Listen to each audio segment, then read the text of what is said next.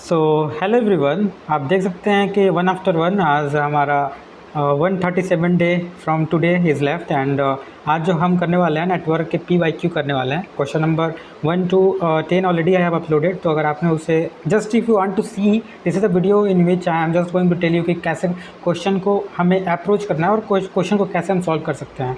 तो आज का जो वीडियो होने वाला है उसमें हम क्वेश्चन नंबर 11 से लेकर 20 तक हम कवर करने की कोशिश करेंगे।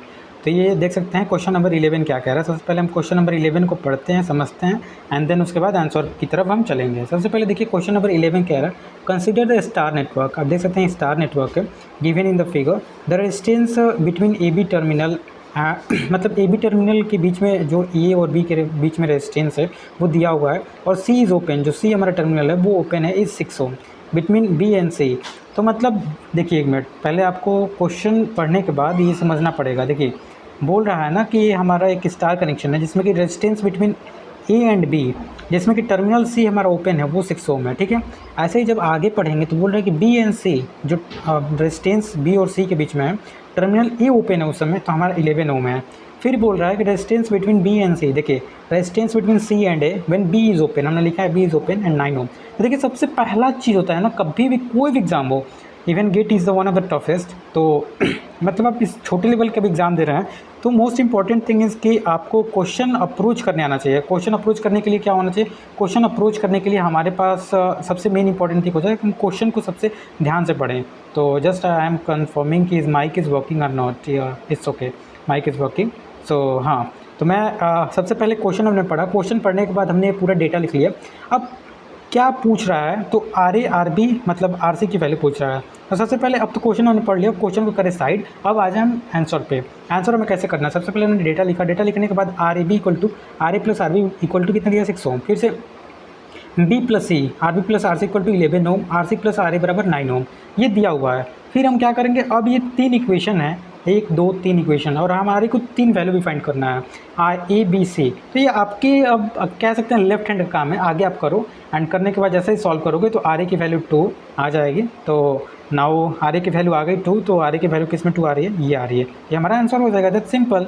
उसके बाद क्या करना है, बस एक आपने निकाला RA की वैल्यू 2 आई, डायरेक्टली आपको आगे करने की ज़रूरत भी नहीं है फर्दर। लेकिन हाँ, गेट एग्जाम में आगे जरूर कर लेना क्योंकि गलत भी हो सकता है। अब आगे क्वेश्चन पढ़ते हैं। देखिए ये क्वेश्चन हमारा दिया हुआ है क्वेश्चन हमारा दिया हुआ है कि VR बराबर दिया हुआ है और VC बराबर भी दिया हुआ है और VL हमसे पूछ रहा है। देखिए VR बराबर दिया हुआ है, VR बराबर VL बराबर दिया हुआ है, VC पूछ रहा है।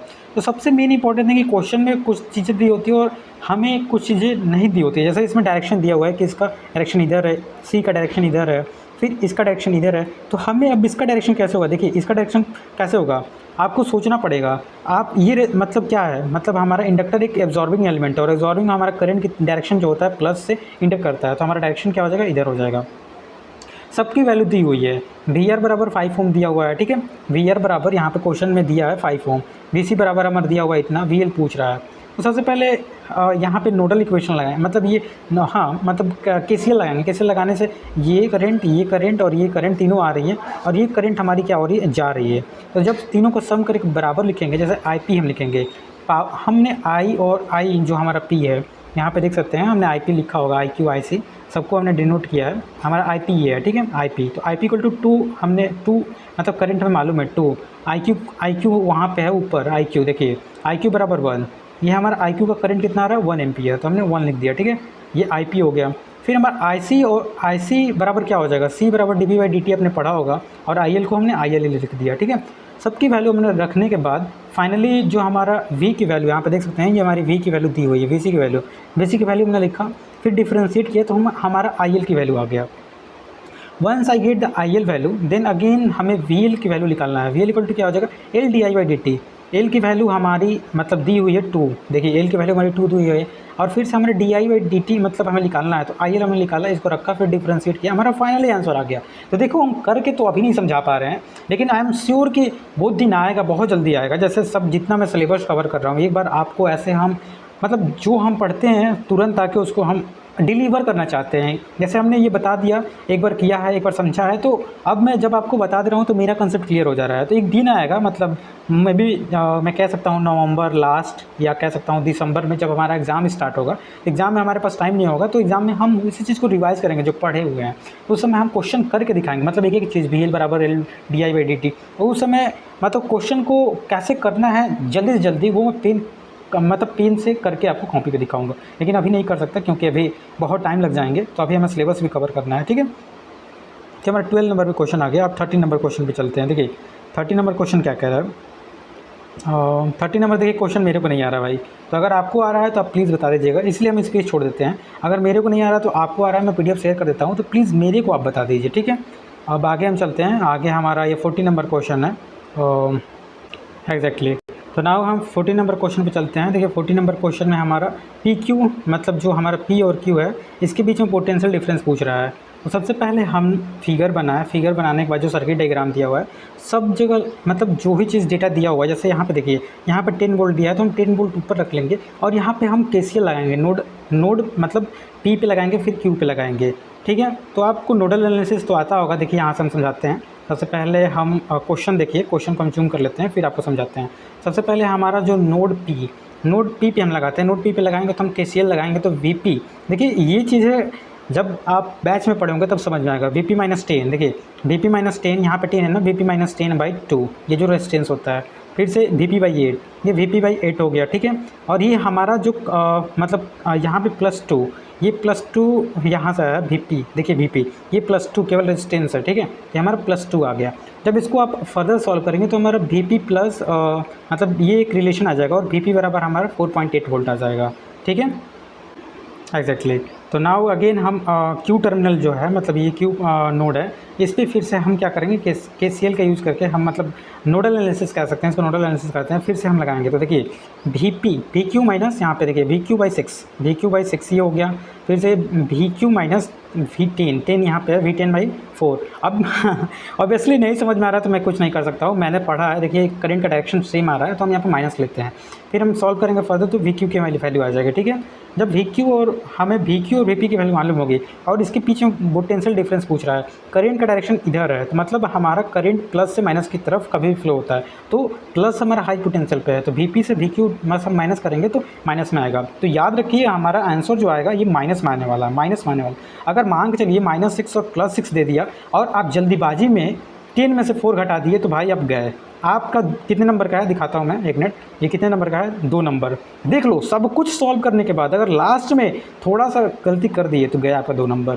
क्योंकि मेरे दोस्त यहाँ पे देखो, ये P पोटेंशियल से हमारा करंट की डायरेक्शन जा रही है, तो ये P पॉजिटिव है और ये हमारा negative, higher potential lower potential. जब घटाएंगे तो माइनस में वैल्यू आएगी।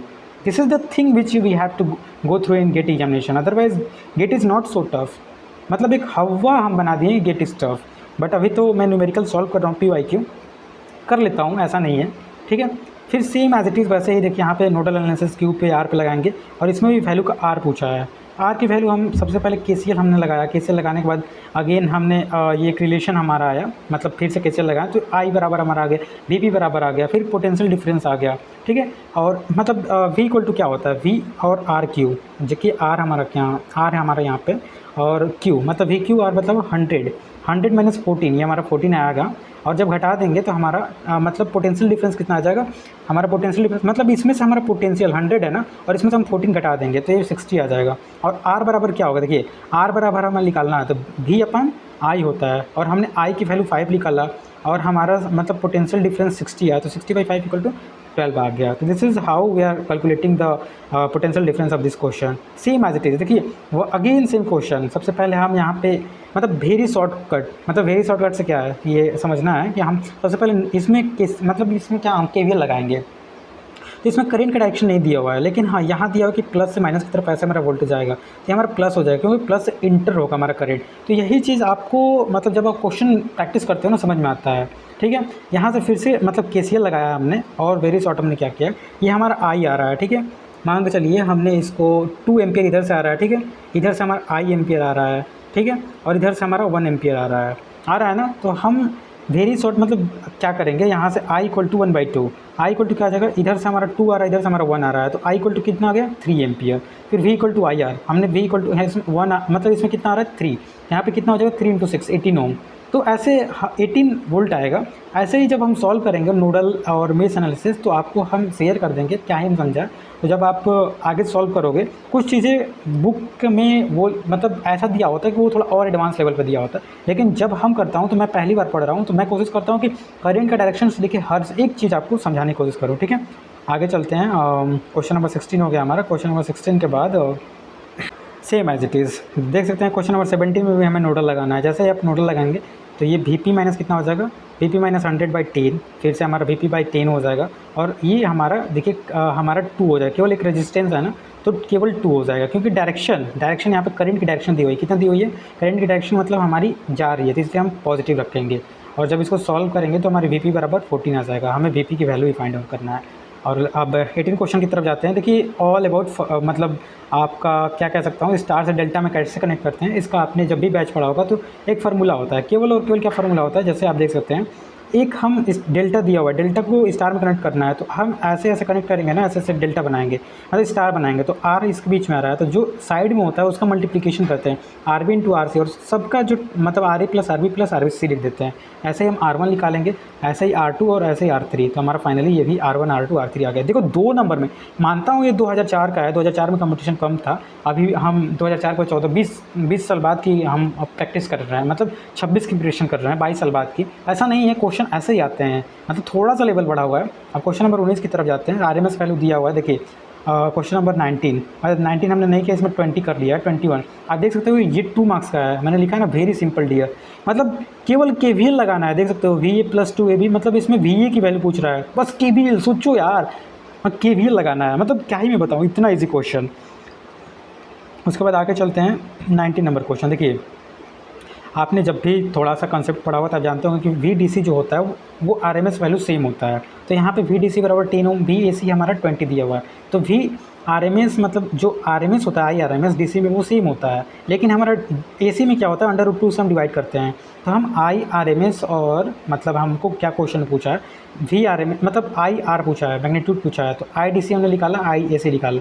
दोनों का मैग्नीट्यूड निकालने के लिए जानते होंगे कि उनका √ओवर सबका दोनों का समी मतलब सम कर देते हैं, तो वही हमारा क्या होता है 17.32 हमारा वैल्यू आ जाएगा। तो ये हम करके आपको दिखाएंगे, देखिए 17 पॉइंट, लेकिन अभी नहीं, अभी केवल मैं प्रैक्टिस कर रहा हूँ, आप भी कर सकते हो, आपको मैं शेयर कर दूँगा। This is all about the today, मतलब वही है। देखिए फिर से इसमें क्या करना है, ये भी देख सकते हो कितना 1 नंबर का है, इसको दोनों को सॉल्व करो, पैरेलल में है, इस मतलब इसको पैरेलल में है तो इसको हमने सॉल्व किया, R इक्विवेलेंट आया, फिर KVL लगाओ, KVL लगाने पे डायरेक्टली हमारा आंसर 7.5 आ जाएगा। तो this is all about the today.